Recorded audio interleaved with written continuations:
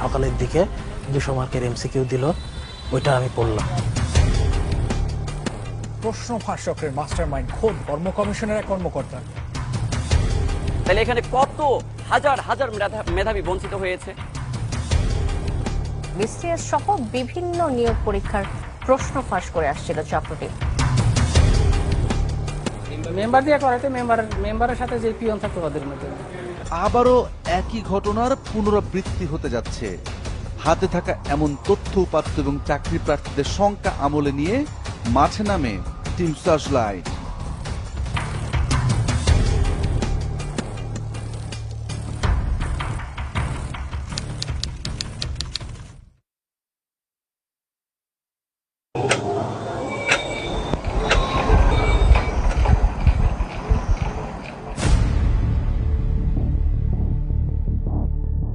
উদ্বেগ, উৎকণ্ঠা, চাকরির পরীক্ষার তীব্র প্রতিযোগিতায় নিজেকে প্রস্তুত করতে লাখো বেকারের শেষ ভরসা কঠোর পরিশ্রম আর অধ্যাবসায়।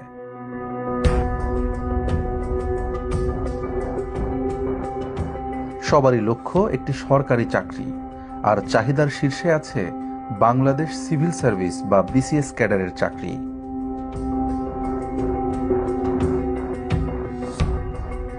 তবে স্বপ্নের এই চাকরি খুব সহজে ধরা দেয় না। যারা সেটি পায় তাদের অনেক পরিশ্রম আর সাধনার ভেতর দিয়ে যেতে হয়, কেননা একটি পদের জন্য লড়েন শতাধিক প্রার্থী। আমি বিসিএস ক্যাডার অবশ্যই হব, এই জন্য আমি সেই ফার্স্ট ইয়ার থেকে কিন্তু পড়াশোনা শুরু করলাম। মাশাআল্লাহ, আমি 33তম বিসিএসে ভাইবাও দিলাম। ভাইবা দেওয়ার পরে মানে আমি একটা প্রত্যাশাই করেছিলাম যে আমি পুলিশ ক্যাডার পাবো। আমার ফার্স্ট চান্স কিন্তু পুলিশ দেওয়া ছিল, কিন্তু আমার সে ক্যাডার তো পেলামই না। এবার চিন্তা করলাম যে একটা নন ক্যাডার আসবে, সে নন ক্যাডার পেলাম না। এই নাসির উদ্দিনকে দেখুন, বিসিএস ক্যাডার হওয়ার স্বপ্ন পূরণে কি না করেছেন। রাতের পর রাত জেগে পড়েছেন, কোচিং সেন্টারে দৌড়েছেন, এমনকি বিশ্ববিদ্যালয়ের পড়াও ঠিক মতো করেননি। সব মিলিয়ে আমি শতাধিক কিন্তু চাকরি পরীক্ষা অ্যাপ্লাই করেছি, পরীক্ষা দিয়েছি। এর ভিতরে আমি কিন্তু 19টার মতো ভাইবাই দিয়েছি বিভিন্ন সরকারি মন্ত্রণালয় অধিদপ্তরে, কিন্তু আমি কি একটা চাকরি পাওয়ার মতো যোগ্য ছিলাম না? এমন হাজারো স্বপ্নভঙ্গের গল্প আছে হতাশার ডামাডোল, দুশ্চিন্তা। তবে চাকরি প্রার্থীদের কেউ কেউ এই পরিশ্রমের পথে হাঁটেন না। মেধার পরখে না গিয়ে তারা বেছে নেন সাফল্যের শর্টকাট, অনৈতিক পন্থা। বিসিএস পরীক্ষার সেই অনৈতিক পথের সন্ধানে টিম সার্চলাইট। এই যাত্রায় আমরা এমন এক ব্যক্তির খোঁজ পেয়েছি যিনি অন্ধকার ওই পথের অলিগলি যেমন চেনেন, তেমনি জানেন কারা তার নেপথ্য কুশীলব। এবং জনপ্রতি 8 থেকে 10 লক্ষ টাকা করে নেয়। এটা কি আপনার সাথে আপনি আপনার সামনেই হয়েছিল এটা? জি জি জি। এবং 4টা মেয়ে আমার দিকে আমাকে দিয়েছিলেন ওনার ভাইরা, ডাক নাম কামরুল সাকিব, ওনার ভাইরার বাসায় রেখে আসার জন্য। দেশের সর্বোচ্চ চাকরির পরীক্ষায় এমন জালিয়াতির খবর চমকে ওঠার মতোই। প্রশ্ন ফাঁসের অনেক ঘটনাই উদ্ঘাটন করেছি, তারপরও বিস্ময় কাটে না। পিএসসির এই নন ক্যাডারগুলোই করতো, আর আগে বলতো আগে 4-5টা বিসিএস ক্যাডার বানাইছি, তারপর থেকে নন ক্যাডারের দিকে ঝুঁকে পড়ে, রাজস্ব, এটিও এইসব। তারপরে পিএসসির একটা কাজ করে সিনিয়র স্টাফ নার্স, এটার অনেকগুলো প্রায় 20-25টা চাকরি হয় ওনার মাধ্যমে। বিসিএস পরীক্ষায় প্রশ্ন ফাঁসের যে সূত্র পাওয়া গেল সে চমকপ্রদ হয়েও একেবারেই অমূলক নয়। পূর্বে অনিয়মগুলো নজর দিলে স্পষ্ট হয়। আলোতে এই পরীক্ষাকে না সময়ে প্রশ্ন ফাঁস, ডিজিটাল ডিভাইস জালিয়াতি, এমনকি মৌখিক পরীক্ষায় অনিয়মের অভিযোগও উঠেছে।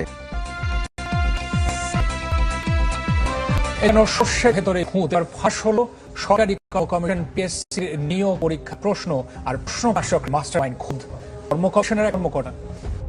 গত শুক্রবার অনুষ্ঠিত রেলওয়ের নিয়োগ পরীক্ষায় প্রশ্নপত্র ফাঁসের ঘটনা আমাদের সংশয়কে ঘনীভূত করেছে। কিন্তু তাই বলে বিসিএস পরীক্ষাতে সত্যি কি প্রশ্ন ফাঁস সম্ভব? বিসিএস সহ সরকারি কর্ম কমিশন পিএসসি নিয়োগ পরীক্ষায় আদৌ প্রশ্ন ফাঁস হয় না, কারা সেই প্রশ্ন ফাঁস করে, এসব প্রশ্নের উত্তর খুঁজতে চাই আমরা। তবে তার আগে ফিরতে হবে রেলওয়ের নিয়োগ পরীক্ষার প্রশ্ন ফাঁসের ঘটনায়, কেননা ওখানেই লুকিয়ে আছে অনেক সূত্র। চ্যানেল 24 প্রশ্ন ফাঁসের খবর প্রচারের পর চক্রের 17 সদস্য গ্রেপ্তার হয়েছেন সিআইডির হাতে। পিএসসির গাড়ি চালক আবেদ আলী তাদের একজন। আর বিভিন্ন সময় বিভিন্ন বিসিএস ভাইয়াতে তৈরি করতেন, 31 3টা আর সাথে ছিল 2টা মেম্বার দিয়ে পড়াতে মেম্বারের সাথে যে পিয়ন থাকতো তাদের নামে। কপট নিজের অপরাধের কথা স্বীকার করেছেন তিনি, জানালেন এই গুরুত্বপূর্ণ তথ্য। বিজেপির সবচেয়ে সাথে প্রশ্ন ফাঁস করে সবসময় প্রশ্ন ফাঁস করে আসছে।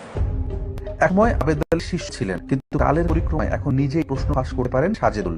46টা আমি পুরোপুরি জানি যে করছে, আর 45টা হয়েছে এটা শুনছি।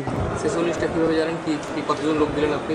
46টা জানি হলো যে আবু সালমান সোহেল ও আমাকে নক করছিল, নক করার পর আমি তাকে 17 জন লোক দিচ্ছিলাম। আমাদের সূত্রের সাথে সাজেদুলের বক্তব্য মিলে যাচ্ছে। তবে কি সত্যি ফাঁস হয়েছে সর্বশেষ 2টি বিসিএস এর প্রশ্নপত্র? আমরা এর হিসাব মিলাবো বিরতির পর।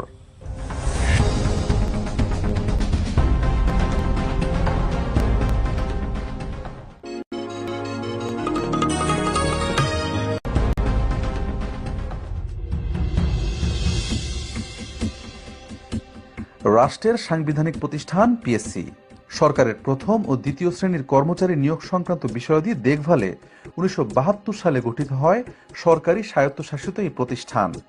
একজন চেয়ারম্যানের নেতৃত্বে 20 সদস্যের একটি স্বতন্ত্র বোর্ড এই প্রতিষ্ঠানের সকল কার্যক্রম পরিচালনা করে। সংবিধানে পিএসসি গঠনের উদ্দেশ্য সম্পর্কে বলা হয়েছে, এই প্রতিষ্ঠান প্রজাতন্ত্রের কাজে দক্ষ ও উপযুক্ত কর্মচারী নিয়োগের উদ্দেশ্যে যাচাই ও পরীক্ষা পরিচালনা করবে। তবে প্রতিষ্ঠার 52 বছর পর সাংবিধানিক এই দায়িত্ব পালনে পিএসসি কতটুকু সফল? রেলওয়ের কোশ্চেন যেহেতু ফাঁস হয়েছে এবং যার প্রমাণও আছে আমাদের কাছে। 5 জুলাই রেলের উপসহকারী প্রকৌশলীর নিয়োগ পরীক্ষায় প্রশ্নপত্র ফাঁসের খবরে এই সংশয় আরো জোরালো হয়েছে। বিশেষ করে পিএসসির নিয়োগ পরীক্ষার নিচ্ছিদ্র নিরাপত্তা এখন প্রশ্নের মুখে।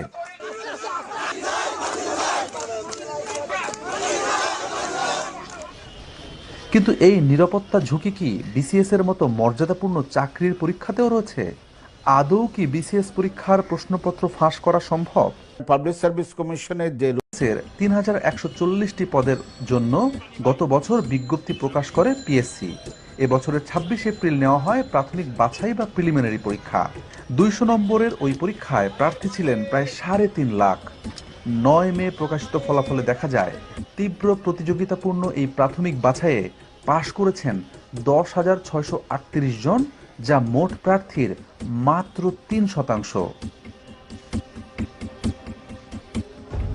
তবে অনুসন্ধান বলছে এই 3% সকলেই মেধার পরিচয় দিয়ে নয়, কেউ কেউ অনৈতিক পন্থাও বেছে নিয়েছিলেন। এমনই কিছু প্রার্থীর প্রবেশপত্র এসে পৌঁছেছে আমাদের হাতে।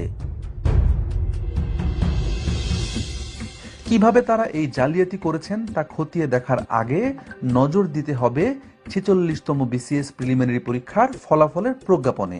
মেলাতে হবে রেজিস্ট্রেশন নাম্বার। আমাদের হাতে থাকা 8টি প্রবেশপত্রের সবাই চান্স পেয়েছেন। এই শিক্ষার্থীরা কিভাবে প্রশ্নপত্র পেলেন, কারা তাদের এই প্রশ্নপত্র দিল তা জানতে অন্তত একজন শিক্ষার্থীকে খুঁজে বের করতে হবে। মাহমুদুলের ফোন নাম্বার লেখা ছিল প্রবেশপত্রের উপরে। সেই সূত্রে খোঁজ পাওয়া গেল সে ঢাকা বিশ্ববিদ্যালয়ের প্রাক্তন শিক্ষার্থী।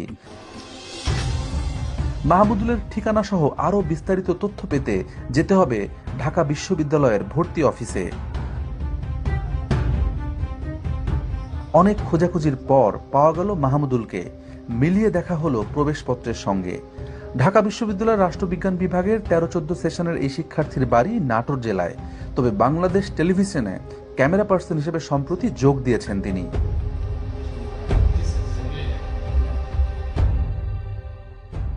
শুরুতে ক্যামেরায় মুখ দেখাতে না চাইলেও এক পর্যায়ে কথা বলতে রাজি হলেন তিনি। জানালেন 46তম বিসিএস প্রিলি পরীক্ষার আগের রাতের বিস্তারিত। 46 বিসিএস-এর প্রশ্ন সাজেদুল ইসলাম সাজু আমাকে মোহাম্মদপুরে পাঠালো। মোহাম্মদপুর থেকে আমাকে একটা বাসায় নিয়ে গেল। বাসায় নিয়ে যাওয়ার পরে ওখানে আমাকে সকালের দিকে 200 মার্কের এমসিকিউ দিল। ওইটা আমি পড়লাম। পড়ার পরে হলে গিয়ে দেখি কমন পড়ছে। আচ্ছা, কত টাকা পিলিতে, কত টাকা কন্ট্রাক্ট হলো? 1 লাখ টাকা নিয়েছে। এই সাজুই হলেন পিএসসির কর্মচারী সাজেদুল ইসলাম, যার মাধ্যমে মাহমুদুলের মতো অনেকেই পরীক্ষার আগের রাতে প্রশ্ন পেয়েছেন। মাহমুদুলের বক্তব্যের সূত্র ধরে খুঁজে বের করি আরেক শিক্ষার্থী রুবেলকে। ঘটনার আকস্মিকতায় হতভম্ব রুবেল নিজের পরিচয় গোপন রাখতে বারবার অনুরোধ করছিলেন। স্যার, আপনি আমার এলাকার স্যার, একটু ভিডিওটা করেন না স্যার, তাহলে আপনি আমার এলাকার আমি স্যার আমার এরকম কোনো কিছু স্যার ভিডিও করেন না স্যার, আমার সব করেন স্যার। কিন্তু আমরা ওই রাতের বিস্তারিত তার মুখেই জানতে চাই। মাহমুদুল ভাইয়ের মাধ্যমে ওইখান থেকে আমাকে নিয়ে গেছে আইডিবির সামনে। তো আইডিবির থেকে ওরা আবার গাড়িতে করে মোহাম্মদপুর নিয়ে গেছে। তো মোহাম্মদপুর নিয়ে যাওয়ার পরে রাত 9টা-10টার দিকে আমাদের কাছে কোশ্চেন পাঠিয়েছে। তো ওরা লোকজন ছিল, ওই কোশ্চেন দিয়ে আমাদের সারা রাত সলভ করাইছে। তো তারপরে সকালে আমাদের ছেড়ে দিয়েছে। পরে বলে আমরা অ্যাডমিট কার্ড নিয়ে যার যার এক্সাম সেন্টারে চলে গেছি। পরে আমরা পরীক্ষার হলে ওই অ্যারাউন্ড 160-র মতো কোশ্চেন কমন পাইছি বিসিএস স্যার। তার মানে সবগুলো সেটের প্রশ্নই পড়ানো হয়েছিল শিক্ষার্থীদের, যাতে যে কোনো সেট থেকে প্রশ্ন এলে উত্তর দিতে পারেন তারা। কতগুলো করে পড়াই? 11-12 মতো স্যার। সব যত যেগুলো সেট হয় সব সেট পড়াইছে স্যার। ওখানে সেট মেট কিছু লেখা ছিল না স্যার। স্যার কি লেখা ছিল না? প্রিন্ট পাইছিল, ওইখানে জাস্ট কোশ্চেনগুলো স্যার কোনো কিছু ছিল না। আমার ব্ল্যাকটা কমে হয়েছিল, পরে আমার নিয়ে গেছে। আমার ওই রুমে 9 জন ওই বাসায় স্যার 100 জন মতো। চুক্তিবদ্ধ শিক্ষার্থীদের প্রশ্ন পড়ার একটি গোপন বুথে খোঁজ মিলল শতাধিক শিক্ষার্থীর। সেটাতে এমন কত বুথ স্থাপন করেছে চকটি, তার সঠিক সংখ্যা আমাদের অজানা। মাহমুদুল রুবেল মতো আরো 6 শিক্ষার্থীর নাম পরিচয় নিশ্চিত হচ্ছে সার্চলাইট যারা প্রশ্ন পেয়েছিলেন। শুধু কি প্রির প্রশ্নই ফাঁস হয়? প্রিলিমিনারি 4 সেট তারা পাইতো, লিখিতও 4 সেটই তা পাইতো। পড়াশোনা সারা রাত পড়াশোনা করে সকালবেলা পরীক্ষা। বিশেষ পরীক্ষার আগে, বিশেষ করে 33তম এবং 34তম বিশেষ পরীক্ষার আগে নোমান সিদ্দিকী ক্যান্ডিডেট জোগাড় করতেন। জোগাড় করে পরীক্ষার আগের রাতে একটি নির্দিষ্ট জায়গায় রাখতেন, মিরপুর 10 নম্বরে, যেটাকে বলতো বুথ। ওখানে সব ক্যান্ডিডেটকে জড়ো করে রাখতেন, 20-25 জনকে। রাত 1টা, 2টা কিংবা 3টার দিকে পিএসসি বহিষ্কৃত কর্মচারী খলি এসে হাতে লেখা কাগজে প্রশ্ন দিয়ে যেতেন। আর সেই প্রশ্নগুলোই এই ক্যান্ডিডেটও সারা রাত ধরে পড়াশোনা করে সকালবেলা পরীক্ষা দিত। মাহমুদুল ও রুবেলকেও আগামী অগাস্টে অনুষ্ঠিতব্য লিখিত পরীক্ষার প্রশ্ন সরবরাহের আশ্বাস দিয়েছিল চক্রটি। নজর দিতে হবে আসামিদের আদালত দেওয়া জবানবন্দিতে। সেখানে 33তম বিসিএস এর প্রিলি এবং রিটেন পরীক্ষায় প্রশ্ন ফাঁসের মাধ্যমে বেশ কয়েকজনকে ক্যাডার বানানোর কথা স্বীকার করছে চক্রটি। বিসিএস ছাড়াও আমাদের অনুসন্ধানে সহকারী রাজস্ব কর্মকর্তা, অডিটর, সহকারী থানা শিক্ষা কর্মকর্তা, সিনিয়র স্টাফ নার্স, পল্লী সঞ্চয় ব্যাংক, পররাষ্ট্র মন্ত্রণালয়ের সিফার কর্মকর্তা, জুনিয়র ইন্সপেক্টর সহ 30টি নিয়োগ পরীক্ষায় প্রশ্ন ফাঁসের প্রমাণ মিলেছে। বিসিএস বিভিন্ন পরীক্ষার প্রশ্নপত্র ফাঁস নিয়ে পিএসসির চেয়ারম্যানের মুখোমুখি আমরা। এবং পরীক্ষা আমরা মিলে দেখেছি হুবহু মিলে যায় আপনার প্রশ্নের সাথে। এ বিষয়ে এখনো মন্তব্য করার সময় আসেনি। আমার যদি আগে পেতাম আমরা, তাহলে আমরা পরীক্ষাটা সত্য বা মিথ্যা সেটা পরে পরীক্ষাটা বন্ধ করতে পারতাম। আমরা পরীক্ষাটা আমরা বন্ধ করতে পারতাম, তাহলে এই বদনামটা আমাদের ঘাড়ে আসতো না। পিএসসির যে কয়জন কর্মকর্তা কর্মচারী সিআইডির হাতে গ্রেপ্তার হয়েছেন, এদের সবার বিরুদ্ধে বিভিন্ন সময়ে প্রশ্নপত্র ফাঁসের অভিযোগ ছিল। সেই সব অভিযোগের কয়েকটি সত্যতাও খুঁজে পেয়েছিল পিএসসি। হাতে গোনা কয়েকজনের জন্য গোটা পরীক্ষা ব্যবস্থাটি প্রশ্নের মুখে পড়তে পারে না। আমাদের অনুসন্ধানের লক্ষ্য সেটি নয়। আমরা দেখিয়েছি একটি চক্র কিভাবে টাকার লোভে পরীক্ষা পদ্ধতিকে কলুষিত করছে। এদের খুঁজে বের করে থামানো জরুরি, তা না হলে সরকারি কর্ম কমিশনের ওপর মানুষ আস্থা হারাবে।